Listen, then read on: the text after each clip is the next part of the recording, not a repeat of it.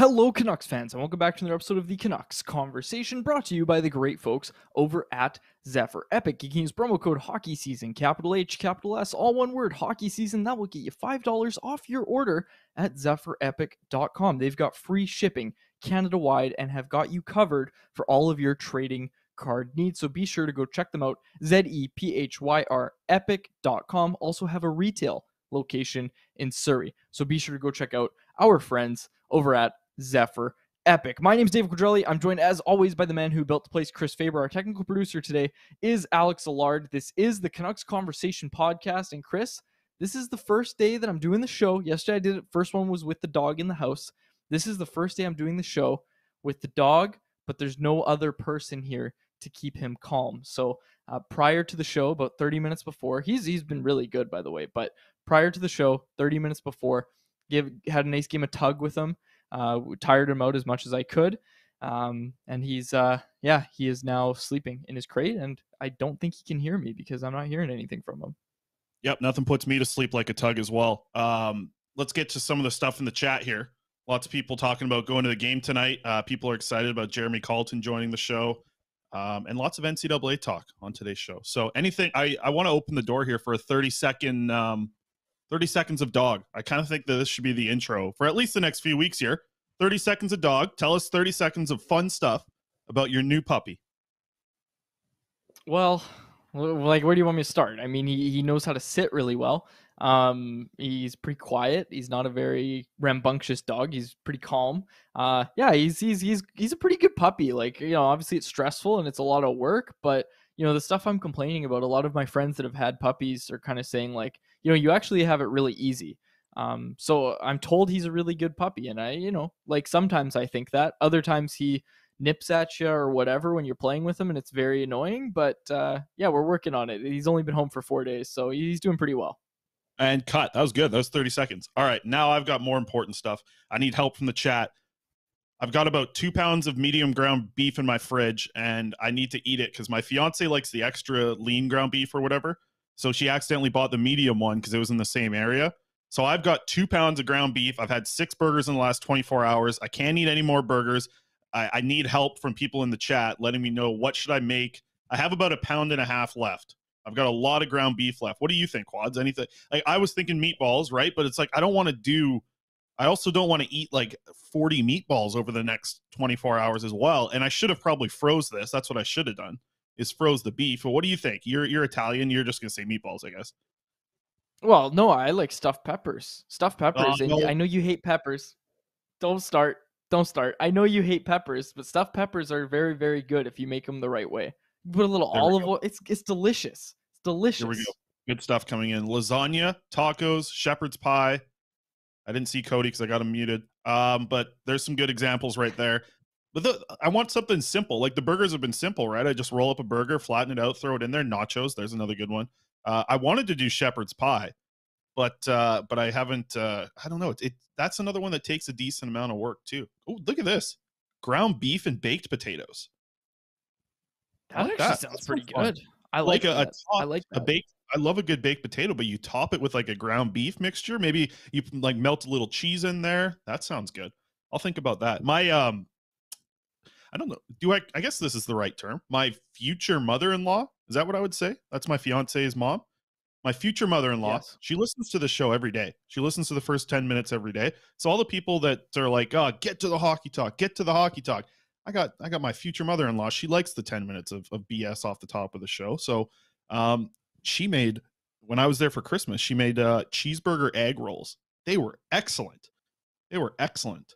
She's also not going to like the tug joke I said earlier in the show. But we do have a lot of other stuff I want to get to. We got a lot of hockey stuff. Jeremy Colleton's going to join us. I want to explain all of the NCAA stuff. I've been talking to agents. I've been reading the CBA quads. Later on in the show here, we got a graphic from the CBA we're going to get to. So lots of stuff here to dive into. But first, I witnessed the worst officiated game I have ever seen in pro hockey last night in Abbotsford. Can I get this? Can you get the Rathbone slashing video up here, Alex? And Alex is doing good. We talked to him before the show. He's doing good. We don't need to check on him. He's doing good. But this was a slashing call yesterday in Abbotsford. This is embarrassing. Rathbone skates by the left ear, stick on stick. That's a slashing call. I'm sorry for the podcast listeners. Jack Rathbone skates by a guy. Their sticks touch, and he gets a slashing call. There's the ref on the other side of the ice calling a penalty there. This was unreal. Arshdeep Bains got mauled in the corner. Like, the guy was beating on him as he's down on the ice. Bains ends up getting 2 minutes out of it for some reason. And let's get the next video here. Vinny Arsenault. Vinny was pissed, as he typically is, and he was pissed off about the reffing last night. He got ejected late in the game. He had a pretty, not a great penalty called against him. He didn't do too much wrong, but then Vinny let his frustration out here, as he typically does. This isn't the first time he snapped a stick on the way to the penalty box this season either. But he took 10 minutes and he was out. Just a horribly officiated game. I'll bring it up with Jeremy when he comes in here, but I don't think we're going to spend much time with it because I don't think he wants to get in trouble from the league about the officiating last night. But it was horrendous. The worst officiated game I've ever seen in pro hockey. Finally, my last intro stuff. I got a lot of intro. He knew what he was doing there. He knew what he was doing there. Yeah. Final few. Which one? The slashing call? Yeah. Oh my goodness. But come on now. What's that guy? What is he? Is he pinching? Is he pinching the stick with 2 fingers and that's how it slipped out of his hand? Come on now. He's a hockey player. No, how did it slip out of his hand? Oh my goodness gracious. I mean, that's not a slashing call. Event? Was there some kind of event that happened that made that stick fall out of the guy's? If no contact was made at all, does the stick just fall out or does the stick stay in hand? I tell you what, maybe a gust of wind could have came from a fan. It would have knocked it out of that guy's hand the way he's holding onto that stick. That was embarrassing. The kids in the stands, they were giving it to him. It was a big kids' night last night in Abbotsford. And oh man, yeah, the boos for those refs coming out of here. That plays interesting because I do have time for the interference in that spot. You do see interference a lot, but like, what if he didn't use? Okay, so here's I guess it would have been called an interference call. What if he skates by with a skate and it touches the stick? Is that interference then? Because it's not slashing, right? Like if he were to skate by and knock the stick, anyways. We'll move on. Alex, yeah, I think interference is probably the better call there. Yeah.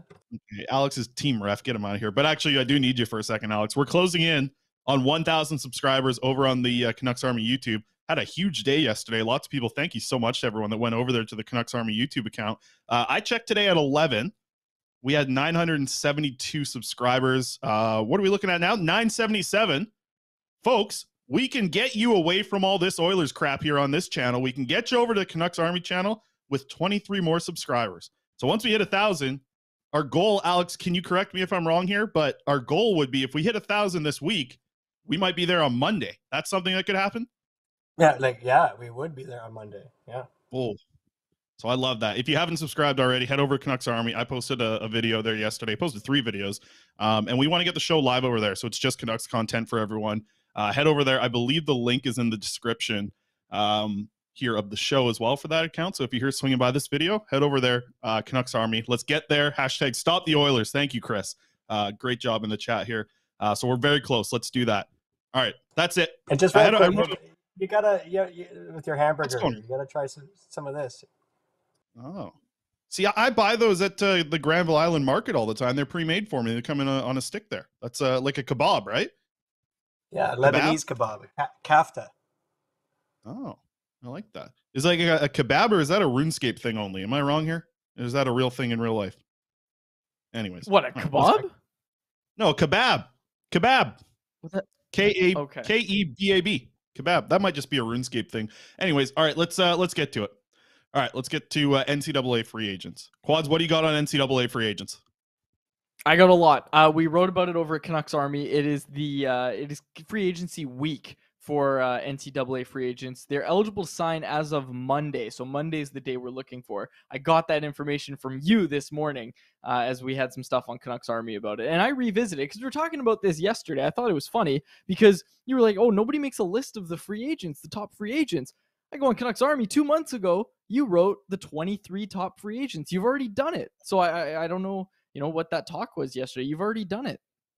No, and that article really stands time. That's why I told you. Remember when I wrote that article? I said, hey, let's get it up there early. So when people are Googling it now, like everybody is, I Googled it today, but I mean a little bit of like a specific Google search because I was like 23 NCAA free agents. Maybe that's not what everyone's searching up, but maybe they are because they're right. Because that was my thought process when they do 2023 NCAA free agents. Does that article pop up? SEO. I know you love that crap, Quads. Let me I want this clipped. I want this clipped and put on the Canucks Army because I'm going to explain the NCAA free agent period, okay? I wrote it down. Here it is. Okay. 16 teams will compete in a 2-week-long single elimination tournament that begins on March 23rd and will run until April 6th. So that is the time of the 16 teams competing in a single elimination tournament from March 23rd to April 6th. April 6th is the longest you can go if you're an NCAA hockey team and you're looking to win a national championship. 6 conference champions will receive automatic qualification, with the remaining best 10 teams being selected, quads, listen to this closely, being selected on an at-large basis by the Division I Men's Ice Hockey Committee. So 6 teams that end up winning their conference, which like Hockey East, Big Ten, some of these other ones, EAHC or whatever they are, like they're going to have a conference champion. That's what's going on this week. Aiden McDonough's playing tonight, actually, in his first game of the Hockey East conference final or playoffs, whatever it is. So they got that going on. 6 teams that win, they automatically go in. Then the next 10 best ranked teams that is made by this hockey committee, they're going to go into this playoffs as well. The 4 teams will then be reseeded and placed into 4 separate regional sites. That selection day is March 19th. That is when they make the selection. So if you're a top 16 ranked team, you're feeling pretty good about it. If you're a team just on the bubble, but you've played good hockey, you did a really good job at these conference championships, like maybe you do get a bump into the playoffs. It's a selection thing. It's similar to the NCAA basketball, right? As I mentioned earlier, those regionals, they're going to take place from the 23rd to the 26th of March. The Frozen Four is going down in Tampa, Florida on April 6th, with the national championship game being on April 8th. So that is your timeline. A lot of the teams that are in the conversation, they are going to have their players kind of start to be available, looks like after March 26th, right? Because that'll be when those top 16 teams are turned into 8. You'll see 8 teams drop off then. So end of March, early April, that is when you're going to see the bulk of the top free agents end up signing. So Jake Livingstone, is he a Canuck or not? Bingo. He's going to be one that's going to go deep, right? Like Minnesota Mankato, they're a strong team. They got a couple other guys here. Let's get the top 5 NCAA free agents up here. And Alex, I'm sorry about the graphic. I couldn't get the damn NCAA thing in the corner there. I don't know what I'm doing with the graphics. Anyways, let's get to the top. My top 5. Jake Livingstone, number 1. He's a 6'3" defenseman, 23 years old. He's got 36 games this year, 7 goals, 23 assists, 30 points. He's the unicorn. He's the 6'3" right shot guy. Plays big, plays physical. Skating needs a little bit of work at this point, but I mean, he's still an impressive guy. Sam Malinski. Okay. CBA stuff. Hopefully Alex isn't on the line with Colton. I got to get this in quick. The CBA for 25-year-olds. Sam Malinski, who's 24 years old. He's my number 2 guy. This is what the CBA says about his specific position. So we know that when a player is signing their ELC, if they're 18 to 21, they can sign a 3-year deal. When they're 22, 23, 2-year deal, 24 years old, 1-year deal. Sam Malinski, as we just saw from the other graphic, is 24. But as 9.2 of the CBA says, as used an article of age, including first SPC, which is standard player contract signing age, means that a player's age is determined by how old they are on September 15th. So here's the thing about Sam Malinski. He's not signing an ELC because he's going to be 25 by September 15th. Sam Malinski turns 25 in July. So Sam Malinski could end up signing a 7-year contract with somebody. It doesn't need to be an ELC for him. It also isn't going to be one of those things where you sign an ELC and you're not making a lot of money in the minors. So Malinski has a lot of pull here because he's basically just signing as a regular 25-year-old free agent. So he doesn't need to sign ELCs like the rest of these guys. Malinski is in a different camp here. He's got a lot of pull on what he does. So I think a lot of it, though these players are looking at fit, like Malinski could end up signing a contract that, like, if the Canucks offer him like $1.2 million over 3 years, he's going to take that instead of taking a league minimum deal with somebody. So like money's into play here because Malinski is not signing an ELC. He's signing an SPC, which is difference between entry level and standard player contract. So interesting note about Malinski. Akito Hirose, he is the left shot guy. We got him at number 3 on our list. He's also playing with Livingstone there at Mankato. Strong player, very smart, good puck mover, good skating. Really like Hirose. We'll be interested to see. I don't think he's for sure coming out yet.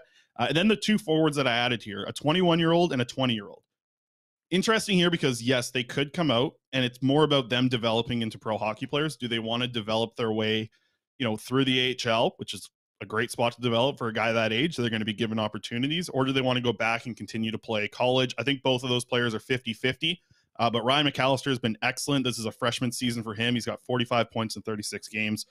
Left winger, been playing really well for them. And Colin Graff, who's only 20, a couple of years in the NCAA for him, but he has been excellent this season as well on a much worse team. So the number is a little bit inflated for Ryan McAllister because he's on an excellent line over there with Western Michigan.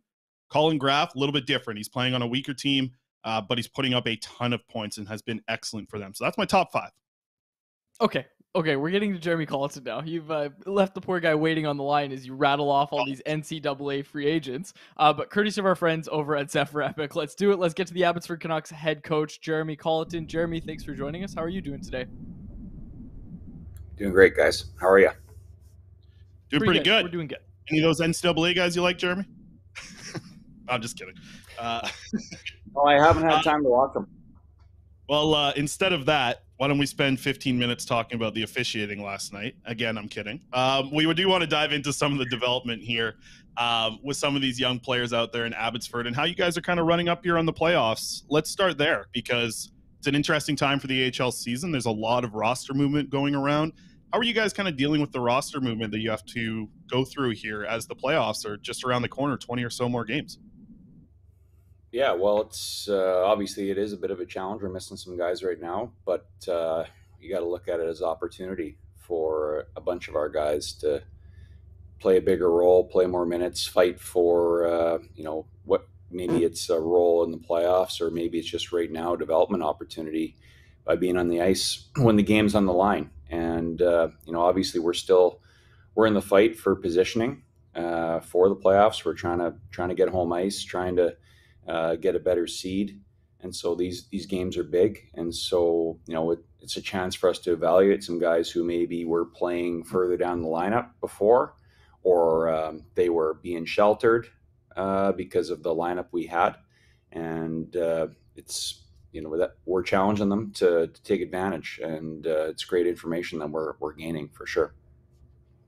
Jeremy, Canucks fans have gotten a chance to see Artur Silovs have success at the NHL level this year. Obviously, he's had a lot of success at the AHL level. What have you seen from him this year, and how much of it just, is from developing from the start of the year to where he's at now? Have you seen much change, or what have you seen from him this year? Yeah, I think he's had an excellent year of development. You just look at, for me, just the feeling when he was in the net at the start of the year. We liked him, and he's a big prospect, but he's becoming more and more just stable in there and giving confidence to the team when he's in the net, making the saves that you got to make, and then every once in a while he steals one for you, and that's huge, and that's what hopefully you want to see at our level, just that growth. I think when he was basically the only guy here for a while. Obviously we had Kupski and we're able to play him a couple games, but we really leaned on Artie. Like he played a ton of games when he, in the past, obviously the last couple of years hasn't played that many, and that was a big challenge for him. And I thought that was huge for his development. And I guess now the challenge, he's had a taste at the NHL level, and I don't know if he's going to get more or not, but to take another step at our level and be a guy who steals games for us and can really hold us in, especially now when our lineup isn't as strong as it was before. That's a great opportunity for him to show that he can do the job. We've heard about his work ethic a lot. How much has he done work with Marco Terenius this year, on your coaching staff there? Has it been, is it like okay, they're out first, they're also out last type thing? Like what's the relationship between those two like? Yeah, well, typically we give the goalies time before practice. They always have 15, 20 minutes to go through the technical stuff and make sure they're ready so that when we start practice, they're ready to face, it's not so much a warm-up situation as we're starting going 100 miles an hour. So they get work in, before practice really consistently. And I think, Artie's he has worked at it. He's been committed. And I think that's one area we've seen improvement even is his practice habits and being consistent every day with his compete level and not wasting those ice times. I think a lot of guys need to learn that lesson, and we've definitely seen growth there from him. Like to get your thoughts on Linus Karlsson as well, because it feels like any day now I could see him in a Vancouver Canucks jersey, is the way that I've watched him kind of evolve into this league. And I talked to Ryan Johnson on Monday, and he kind of talked about Karlsson and Baines being a couple guys that he used as an example, that they're coming over from a different league. Not necessarily they need to throw out what they did in that league to have success, but they've had to reinvent themselves. How have you seen that with Linus? Because when I saw him in the SHL, power play guy, wasn't that effective at 5-on-5. I didn't think he forechecked like a guy who was going to have success here. All that's gone out the window this year. It really feels like he has reinvented himself in the AHL here. Yeah, well, it is a new environment. I think for the European guys who come over, they really have no idea what the American League is. And it's an adjustment, and just understanding how competitive it is, and the challenge that you're going to face every night, and the grind, the schedule, and the style of play. I think that takes time for them to get their head around. It's the same going the other way, though. Like when American League guys go over to Europe, or even guys who played NHL games, they go over, and I don't think they understand what they're getting into sometimes, and it takes time to adjust. So it's hard to have success on both sides. But I think as the years gone on, Carly's really understood what he has to do to have success. And I think some of his biggest strengths are, his puck protection, his play down low in the offensive zone, his play along the boards, net front. Those are the things that are going to stick out for him, that he can hopefully transfer if he does get a chance at the next level. And then, he's working on, defensive play, reaction, trying to, get speed, generate speed without cheating. Obviously I think, Carly's really worked at his skating this year, and that's something that, hopefully he'll continue to improve. I think sometimes when you don't trust your skating, you can cheat the game and try to get speed when it's not the right time. He's got to find ways to get speed without cheating. And I think he's done a good job of that as the years gone on, understanding when he can keep his speed and when he's got to stop and start and just grind it out. Speaking of speed, one of the guys you have on the back end that does a lot of that, Jack Rathbone, who's kind of getting up to speed just playing games again. I think over the last couple of years, that's been a difficult thing for him. And when I talked to him last night, I asked him about it. It's difficult to be stretchered off the ice twice in 13 months and to come back from that mentally and just that situation. How much of a different player are you seeing today than a few weeks ago when he returned from injury? Because it feels like he's starting to find that groove again. Yeah, I agree. I think both times, when he came down, and then he kind of was nicked up a little bit there around Christmas. He played a bunch of games in a row, and he was starting to get going. And then he gets hurt and misses a bunch of time. And then kind of the same thing this time. He come back, and it's hard to get up to speed. And I think also for him, just understanding what we value. He can make plays. He's got a big shot. He's dynamic with the puck, but he's got to defend first and be stable and reliable with his puck plays. And those things are what's going to make him a viable player at the next level. And I think the more he plays, this year, both kind of rotations that he's gone through, he's gotten better as he's played more games. And right now he's getting a ton of opportunity, ton of ice time. We need him. But we need him to be good at both ends. We need him to produce, but we also need him to play against top players. He's not, he doesn't have Brisebois, Juleson, Olan, and Wu to play ahead of him, and then he can just play against third and fourth lines. He's got to take the matchup, and it's a big challenge. So it's a great opportunity for him, and I think he's going the right direction. Jeremy, a lot of Vancouver Canucks fans that haven't had an opportunity to go to Abbotsford or see the atmosphere, kind of go along this AHL season and ride along with the team out there, are kind of jumping on board now because playoff hockey is just around the corner. And I wonder, do you think when you look at your team in the playoffs here, do you feel, is it pressure? Is it excitement? Like, what are the thoughts of your perspective going into the AHL playoffs here? Because you're going to get some young guys back. You're going to get Podkolzin coming back, Wolanin coming back. We saw them all papered down on the deadline. For you, what is the level of, I guess, emotion, or what emotions do you guys feel as this is kind of built up towards the AHL playoffs from a Vancouver fan perspective of kind of just jumping on board now? Yeah, I think it's excitement and understanding the opportunity that we have. I mean, that's why you play. You play to win. You play to win championships, and playoffs that's the best time of year to be in this game. And so that's why you work to make the playoffs to get that opportunity. And I think for development for the organization, it's a great opportunity, and we want to take advantage. We need to use this time, even if we don't have the full group down here. We got to do everything we can to uphold the standard that we kind of established in the beginning of the year, so that when we do get to the playoffs, that will be in place. We can't just flick the switch. We get a bunch of bodies in, and we're just gonna put it all together and play a best of three. It's we got that. That's the urgency right now, is to try to keep that level, keep those habits, and so that when we do get to playoff time, the table is set, and the guys that we are able to slide in, they can just it'll be an easier transition, because it is a great opportunity, and we want to take advantage, and we don't want this to be just a 2-game thing. That's where we're going to see the real strides taken for our group, is going nose to nose with some of these top teams in a 5-game or 7-game series. That's what will help prepare them for the next level.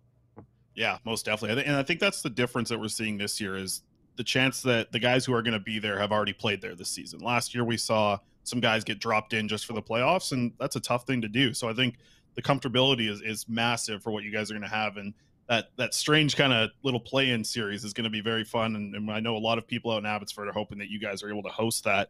Can't let you go without Danila Klimovich question, Jeremy. I think you know this. Haven't been putting up as much offense lately, but I've seen you playing him a little bit more later in games as well, and doing some things away from the puck well. What are you seeing from him lately, and what do you need to see more of from him over the past few games here? Yeah, it's a challenging time for him right now. I think, like you said, he had a real good stretch, 6 weeks where he was producing and really making strides. And I think now it's harder, because we don't have the depth as much where we can protect him as far as matchups or even line mates. I think that was the strength of our team earlier on, is he was playing with Waters and Baines. They're basically playing fourth line. So, and getting really good matchups. And I think that was a great situation for him to get opportunity and produce. And now it's harder for him. We're asking more of him individually to maybe help drive a line himself, or to play in some tougher matchup situations. And so it's a great opportunity for him. And, if he can take advantage of it, it'll be a great sign. If it doesn't happen, it's not the end of the world. It's just, we got to keep going, and there's more work to do. And we know that. So he's still a young kid and working at carving out a role and identity at our level, and it's going to take time. Absolutely. Now that you've been here for a little bit, Jeremy, have you found a restaurant you love out in Abbotsford? I think we asked you this early on in the season. Have you found a destination that's a regular one for you now? Well, definitely not regular. We're on the road so much that it's tough. And then when we're home, it's usually going to hockey practice with my boys, or gymnastics with my little girl. So, but guess where was I? The last place I was at was Bow and Stern. That was really good spot. All right, we'll get them to send you a gift card. Sounds good. So Jeremy, really appreciate you taking the time. I know a lot of people in the chat were saying they loved your answers here, so very much appreciate you hopping on here as always. And I'm sure we'll do this maybe before playoff time or something. So best of luck to you guys out there in the Valley. Yeah, well, thanks for your support and interest, and hopefully we have a good run here. Absolutely. There he is, Jeremy Colleton, head coach of your Abbotsford Canucks. They're playing tonight, by the way. If you're out there in the Valley, go pick up some tickets. It's going to be a good game, because yesterday's game against the Manitoba Moose like I said earlier, I didn't think it was a very well officiated game, but there was, two Canadian teams battling up against each other, and the players were talking about it after. They're damn excited to get after it tonight. So if you're out in the Valley, highly recommend tonight's game. I think it's going to be a fun one. I'll be here in Vancouver in the press box watching it. That's for sure. What takeaways you got there, Quads? What do you got? Well, I gotta say, Jeremy Colleton's probably one of my favorite guests when it comes to people that are actually in hockey, if that makes sense. Like, I'm talking players, coaches, that's and management. Let's say that those are the three things I'm talking about. Colleton's probably my favorite person to talk to. Always very honest answers. I like that we can kind of joke around with him a little bit too. The part where you mentioned and I know the podcast listeners didn't see this, but when you mentioned the officiating, he gave a little bit of a smile there, knowing he obviously couldn't say anything. But yeah, a great guest. Really, really like talking to him. But my takeaway from the actual conversation was kind of that matchup stuff about Klimovich, right? And look, we have really good coverage at Canucks Army of Abbotsford, but I didn't really know off the top of my head that, I didn't realize Klimovich had different line mates, that he was getting those fourth line matchups when he was creating all that offense at 5-on-5. And that's no slight against him, right? It's just you kind of look at it and you see, it's not a matter of, this guy's in a horrible, horrible cold streak. And I'm sure that's partially true, but you also look at it and when the head coach is telling you like, hey, he had different line mates, he was in a fourth line role getting those matchups. It's not so much of, he just had a hot streak and now he's just gone cold. He's forgotten what he's done. It's almost like, okay, well, when is he going to be able to get back in that position where he's, put into a position to succeed? When are the Abbotsford Canucks going to be afforded that opportunity? Because obviously they're a little shorthanded right now. But when is that going to come is kind of what I'm thinking. Yeah. And I think that's something that we've seen here a little bit because he is now playing with Vinny Arsenault and Chase Waters, who it's a big difference because I've talked about this for a while. I do think a lot of the offense that Klimovich had was coming from Arshdeep Bains. I think Arshdeep Bains did an incredible job of creating offense at that level and specifically setting up Klimovich for a lot of things offensively. And we've seen a little bit of a mix there. And that's true. Like when you saw the Abbotsford Canucks, if you ever saw the lineups kind of tweeted out, you saw that Klimovich was on a fourth line, but he was playing with Chase Waters and Arshdeep Bains, who when they were on, that's a line that looked like they had top six potential. And like the fact that they were matching up against other teams' fourth line in the AHL, that's why they were dominating quite a bit. But it wasn't just that. They were scoring against other lines. It just, that line looked like it was clicking really well. Bains has been moved up the lineup to play with some other guys and, get a chance with Linus Karlsson, see what he looks like higher up the lineup. But we'll see what happens as the season goes on, and they do get some of those players back, whether it be Phil DiGiuseppe or Vasily Podkolzin. You are going to boost that forward group quite a bit. Probably a missed opportunity there for anything on Höglander as well on our part. So we slipped up on that one a little bit. I do want to circle back. NCAA, y'all good with that?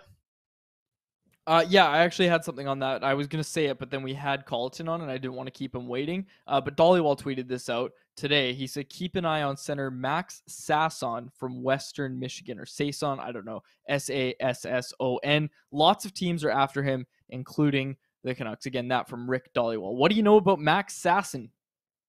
Sasson, yep. We got a video here. Can you get the audio on this one too, Alex? I do want the audio on this one when we play it. I'll just let you go ahead and run this. This is Max Sasson right here. Oh, say, can you see by the dawn's early light, for the land of the free and the home of the brave. So that's Max Sasson. You mentioned Dollywall, mentioned him either today on the show or yesterday. Here's I heard that name last night out in Abbotsford from an agent that I was talking with. He actually played with Aidan McDonough in 2018-19. They played together in the USHL. Like I said, he sang the national anthem that year. So we'll have to ask if Aidan does end up signing here. That might be the first question we have to ask him is what he thought about that national anthem rendition, I guess. A little bit of his own spin on there. But I do want to bring up. I'll say this backstory. What happened? Like, how did that come together? Did he lose a bet? Like, why did he sing the anthem? The anthem singer was sick last minute, couldn't end up doing it. So the team decided to send somebody out there, and they volunteered him up there. The leadership group chose him.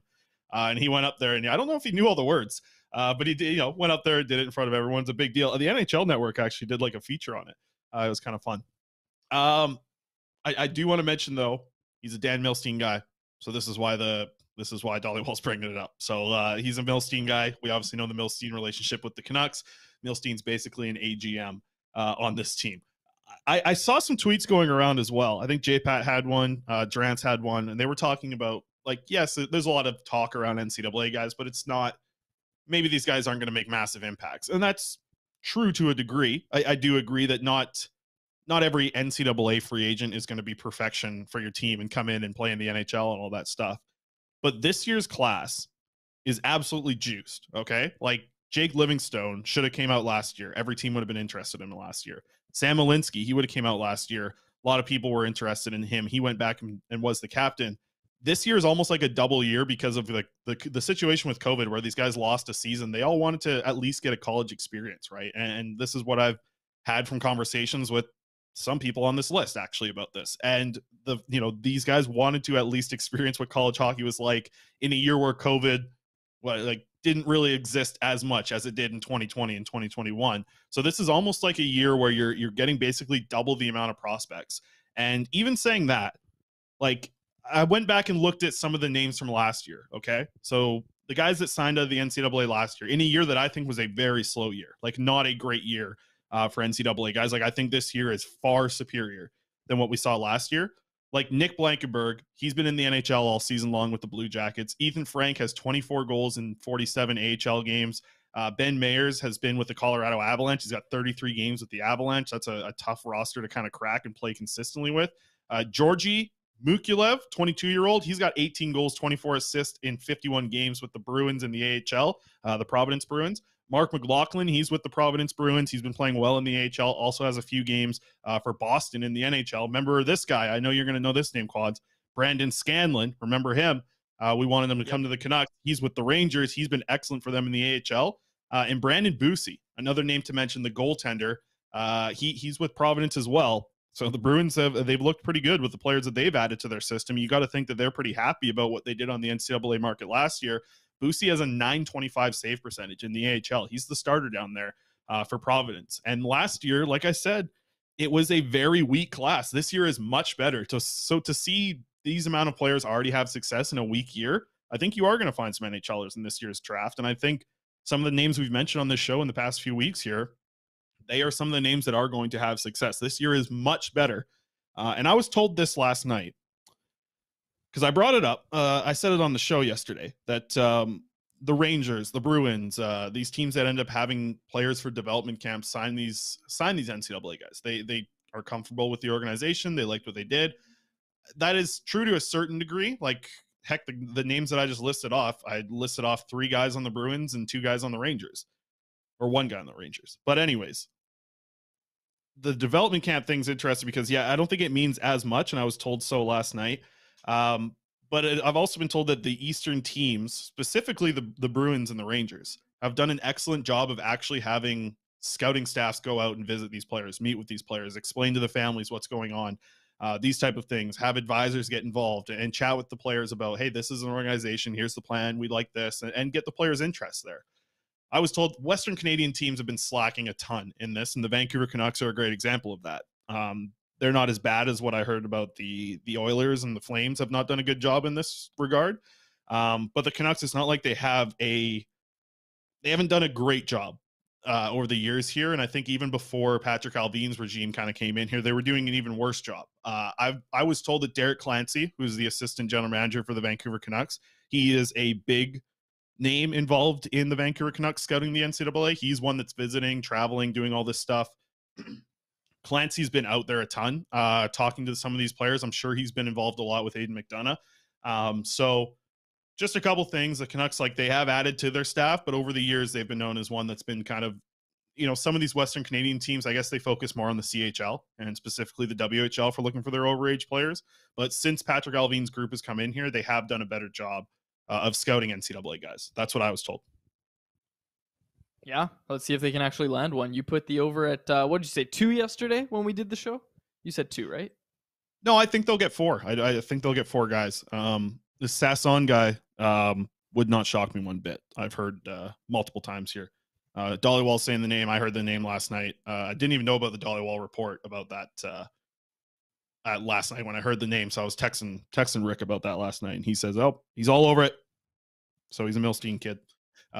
Yeah, good chance he's here. And by the way, last night in Abbotsford, Emily Castonguay was out there as well from Canucks management. Looks like a lot of them are traveling, but it seems like Castonguay was sticking around, and she made the trip out to Abbotsford. So good for the prospects to see one of the AGMs out there. Okay, odds and ends. Let's go. Okay, quickly, I saw a tweet, and I think I feel like I saw it last night, and I remembered. I was like, that's, I think it might have been Leo. It was in the chat. I haven't seen today. But they mentioned like, hey, the Canucks have already made their 4 call-ups. And they can't call up anyone else. They can't call up Linus Karlsson. They can't call up Niels Höglander. So it's 4 recalls after the trade deadline. And that doesn't include what the Canucks did on the trade deadline, because I guess technically they would have gotten those paper moves done before the deadline there, where they kind of, remember, if you remember, they papered down like Podkolzin, Wolanin, Juleson, and I'm missing a name here, DiGiuseppe. So they papered all those guys down. Those weren't the 4 recalls. Also, the Artur Silovs situation, that was an emergency recall. That didn't use one of the 4 slots. So as far as I know, and I stand to be corrected, if I'm corrected, I'm corrected. Somebody let me know. But I don't think they've had to make a recall since the trade deadline. They still have 4 available recalls up to this point because the Silov situation was on emergency basis. The rest happened before the trade deadline. So that's where I think the Canucks are at with their recall situation. I just wanted to explain that because somebody tagged either me or the show in it, and I feel bad because I know it's a somebody who tweets at us often, and I just forgot who it was at the time, but I did see that last night and wanted to get into that just quickly to touch on it. So I stand to be corrected if I'm wrong. Okay. Anything else, or are we just going right to Betway? I got something for you, actually, in odds and ends. We haven't even talked about it. Canucks play tonight. Thatcher Demko's in net. Anaheim Ducks are in town. And it's going to be an interesting one, Chris, because this would be the battle of the tank. I would be shocked at this point if the Canucks lost to the Anaheim Ducks, especially with Thatcher Demko in net. This is, like, I don't know if you've watched Anaheim play. The Canucks have only played them once this year. The Ducks are awful. Like, if you think the Canucks are bad, like, the Canucks aren't good at defending, let's be honest.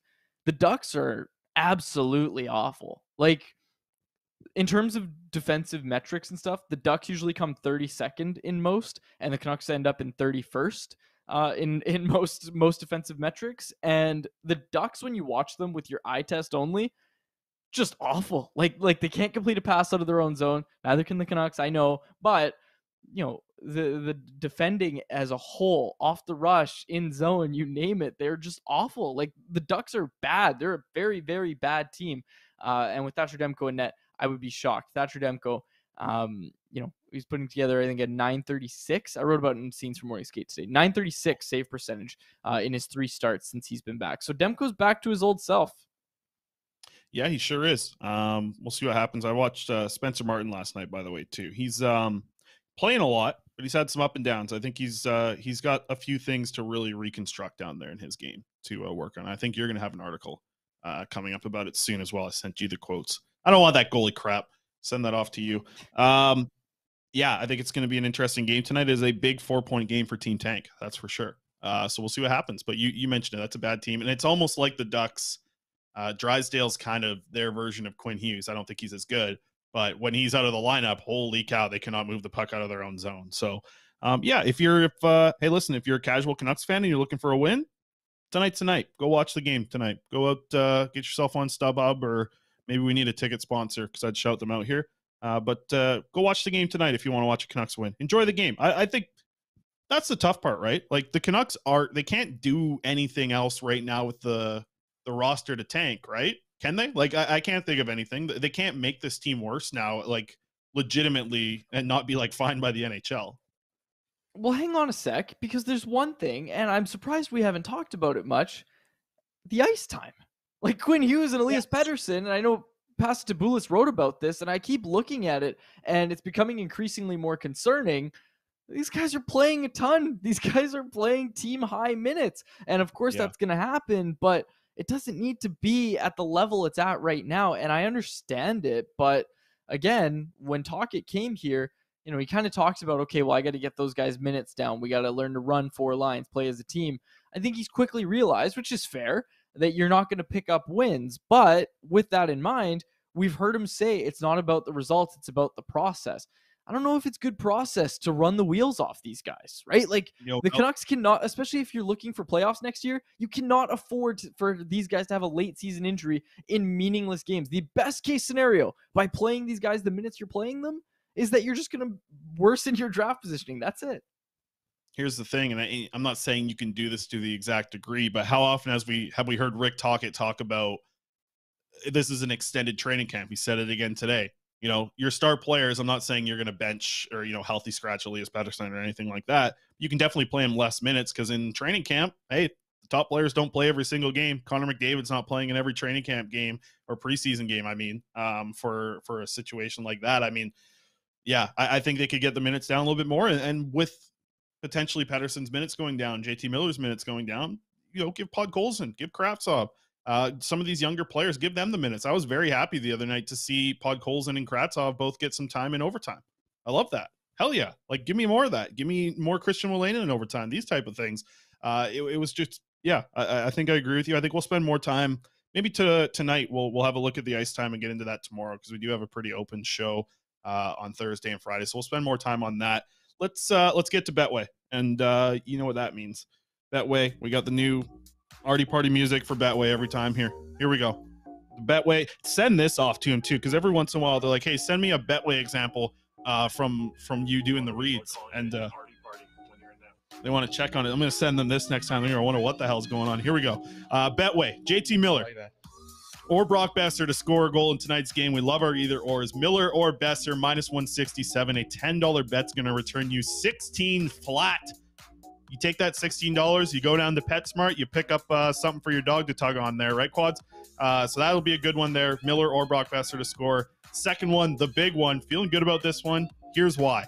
I got the Canucks to win, which I do think they are going to win tonight. Then I got Elias Pettersson and Troy Terry, both to pick up a power play point. Why do I say this is a good one? Because this is the 32nd and 30th penalty kills in the league. Two of the worst 3 penalty kills in the NHL will be facing off tonight. The Canucks, they're bad on the PK. The Ducks, they are nearly as bad as the Vancouver Canucks. So I expect some power play goals tonight, and I do expect the Canucks to win. So those are our bets of the day for Betway. Wrap it up there. Bet the responsible way. Must be, let's just say, like, you know, if you're in the 20s, you're good to go. In your 20s. 19 plus to play. If you choose to play, please. Don't send that one to Betway. Damn it. All right. We'll wrap it up there. Canucks play tonight. We'll be here to talk about it tomorrow. For my co-host Chris Faber and our technical producer Alex Allard, our thanks once again to our friends at Zephyr Epic and, of course, Abbotsford Canucks head coach Jeremy Colleton for joining the show. My name is Dave Quadrelli. Thank you so much for listening to another episode of the Canucks Conversation. 19 plus to play. 19 plus to play. Thanks for listening to Canucks Conversation. Hit the subscribe button to never miss an episode. How about keep it to a thank you, Jim?